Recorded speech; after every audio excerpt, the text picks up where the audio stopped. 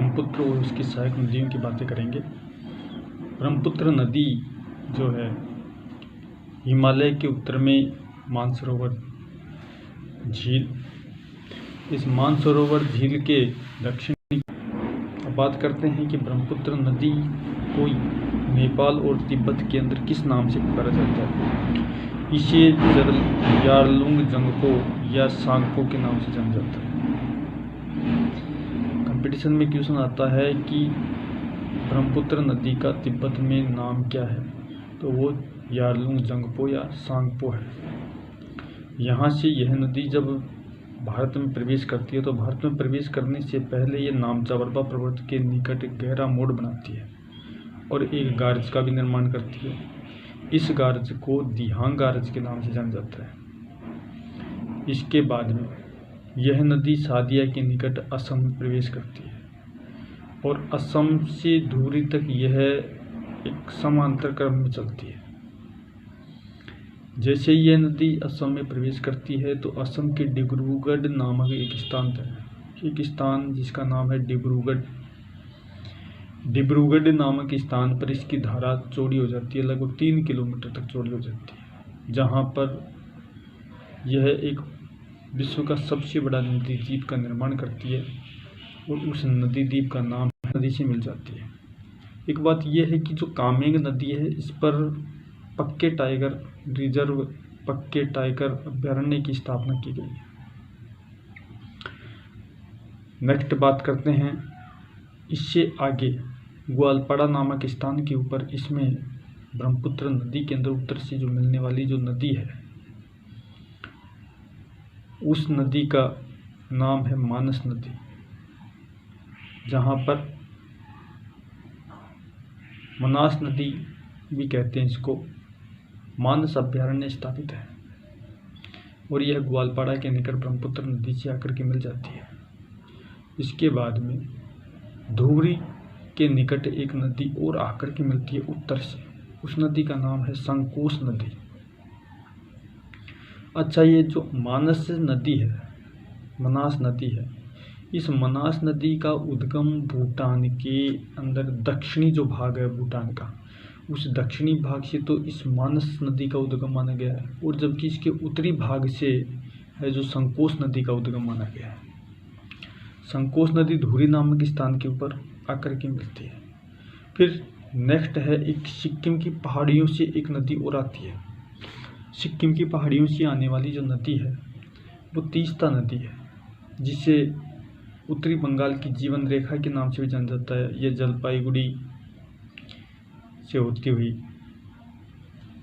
जो है दार्जिलिंग जलपाईगुड़ी से होती हुई ये बांग्लादेश में प्रवेश करके और ब्रह्मपुत्र नदी से मिल जाती है। जब ब्रह्मपुत्र नदी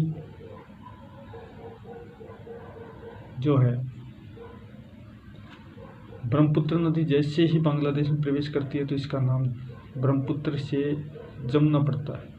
एक बात यहाँ पर ये ध्यान देने की है कि ब्रह्मपुत्र नाम कहाँ पर पड़ता है इसका, असम के राज्य में जैसे ही यह नदी प्रवेश करती है तो इसका नाम ब्रह्मपुत्र पड़ता है और ब्रह्मपुत्र के बाद में जैसे ही यह बांग्लादेश में प्रवेश करती है तो इसका नाम जमुना हो जाता है। अब ये बांग्लादेश की जो राजधानी है ढाका, इस ढाका के निकट जो है इस साइड से एक नदी आती है।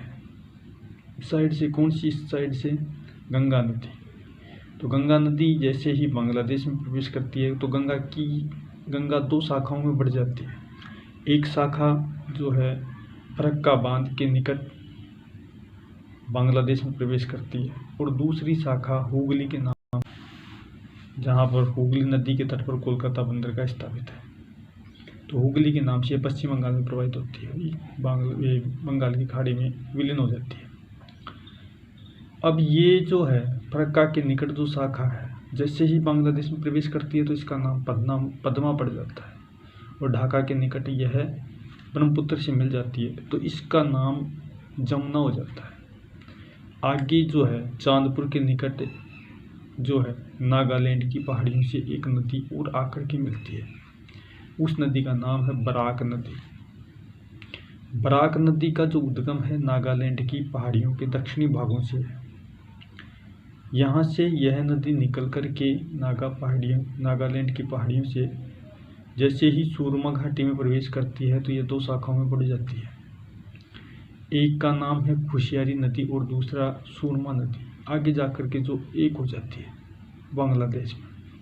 और चांदपुर के निकट यह ब्रह्मपुत्र नदी से मिलकर के जैसे ही यह ब्रह्मपुत्र नदी से मिलती है तो इसका नाम मेघना पड़ जाता है और मेघना के नाम से बंगाल की खाड़ी में विलीन हो जाती है। आगे बात करें, इसके जो बाएं किनारे पर मिलने वाली जो नदियां हैं उसमें दिबांग लोहित के अलावा भी और भी नदियां हैं, जिसमें धनसिरी नदी आती है।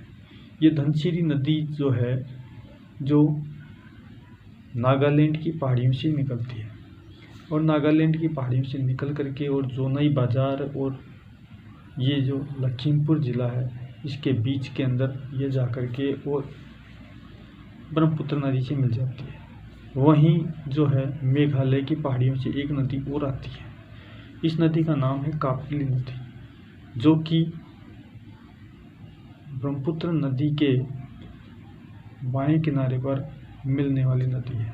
तो इस प्रकार से स्पष्ट है कि बाएं और दाहिने किनारे पर मिलने वाली जो नदियां हैं उसमें उत्तर से यानी कि इसके दाहिने किनारे पर मिलने वाली नदियों के अंदर जो है जैसे कामेंग हो गई है, सुबनसिरी हो गई है, संकोच हो गई है, मनास हो गई है, तीस्ता नदी। और इसके दाहिने किनारे पर मिलने वाली नदियों के अंदर जो है पहली दिबांग लोहित नदियाँ, उसके बाद में धनसिरी है, उसके बाद में कापिली नदी है। ठीक है, ये ब्रह्मपुत्र की सहायक नदियाँ।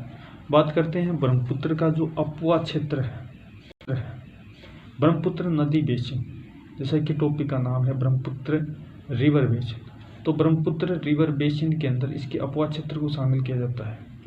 ब्रह्मपुत्र नदी की जो लंबाई है वो लंबाई 2900 किलोमीटर है और इसका जो